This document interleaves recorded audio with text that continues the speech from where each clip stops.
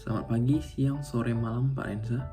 Saya Fanden Melson dengan NPM 2041211 akan mengilustrasikan simulasi penjualan produk kue Pang Batam sebagai seorang sales yang akan mencoba memahami bagaimana profil konsumen berdasarkan beberapa pengalaman yang sudah terjadi selama saya berjualan. Sebelum itu, sedikit penjelasan saya mengenai profil usaha yang saya jalani ini bergerak di bidang makanan.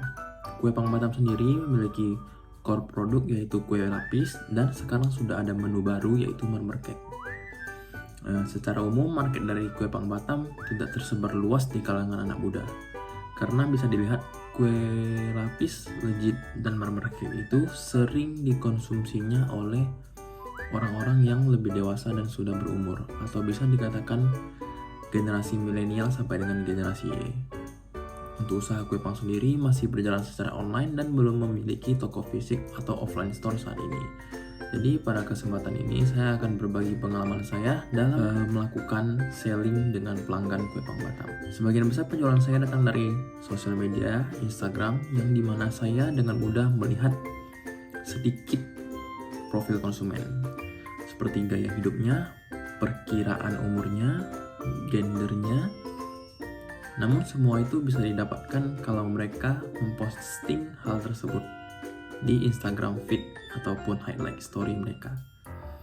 Dan itu pun kalau Instagramnya tidak terkunci. Kita tetap melakukan pelayanan seperti biasa melalui DM Instagram.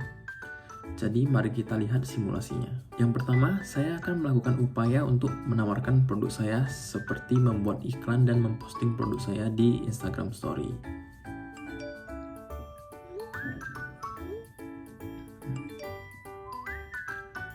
Walaupun pelanggan yang membalas story saya dengan tidak menyapa dan langsung menanyakan harga, jangan langsung dijawab begini, berapa harganya?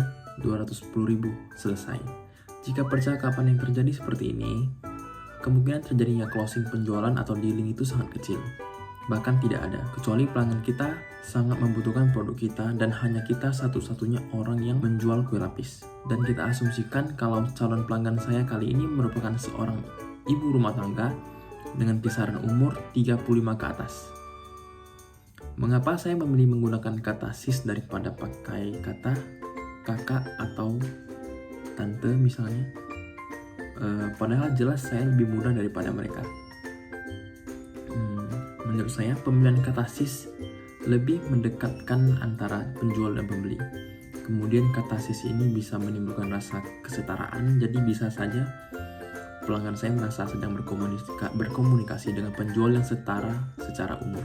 Dan yang terakhir, menurut saya pribadi, saat orang dewasa dipanggil dengan kata yang sopan namun dapat membuat dia terlihat lebih muda, maka si pelanggan ini bisa lebih happy belanja sama kita.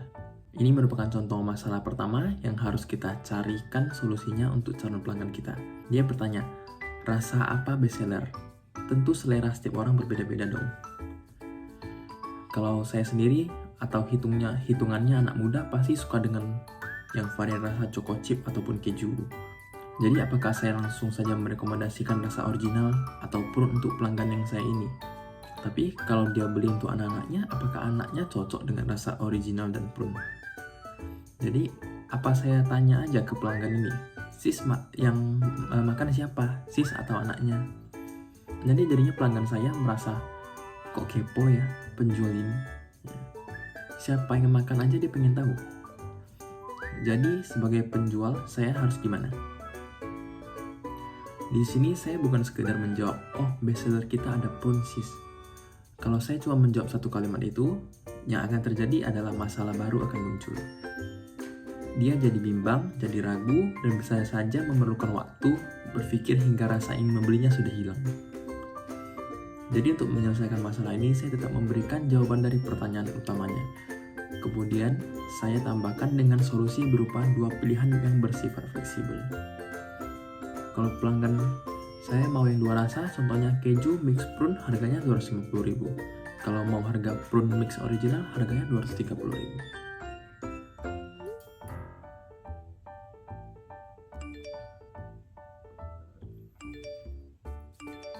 Di sini saya mendapatkan 4 profil konsumen dari pelanggan saya.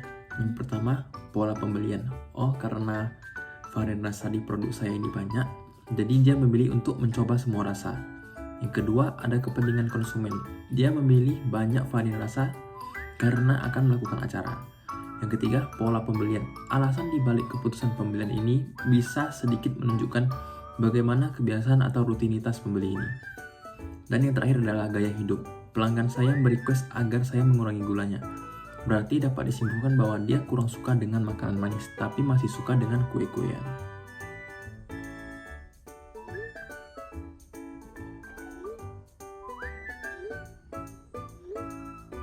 Hal berikutnya yang saya lakukan sebelum menuju ke closing, saya menawarkan pembeli untuk menambah satu pesanan lagi untuk mendapatkan free ongkir.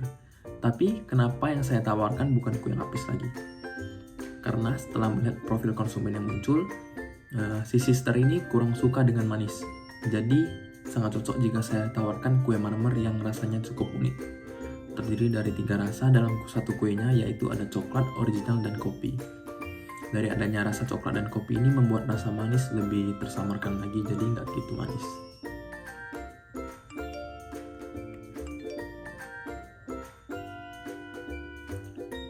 Dan terlihat pelanggan ini mau dan bahkan menambah 2 lagi kue marmer dalam pesanannya. Yang awalnya saya hanya menawarkan agar si pembeli menambah 1 box untuk mendapatkan free ongkir, malah menghasilkan sebuah keuntungan lebih bagi saya karena sister ini membeli 2 box kue marmer yang total pesanannya menjadi 4 box. Setelah itu saya melakukan closing dengan recap order dan totalan.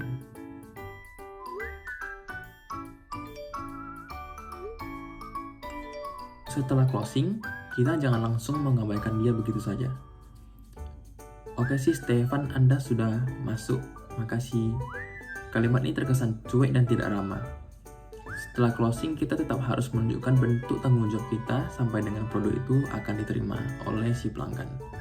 Maka dari itu, setiap konsumen yang telah membeli produk di Kuepang sebelum melakukan pengiriman selalu mendapatkan chat pemberitahuan terlebih dahulu, dan hal ini juga sudah disampaikan terlebih dahulu setelah payment pesanan terkonfirmasi.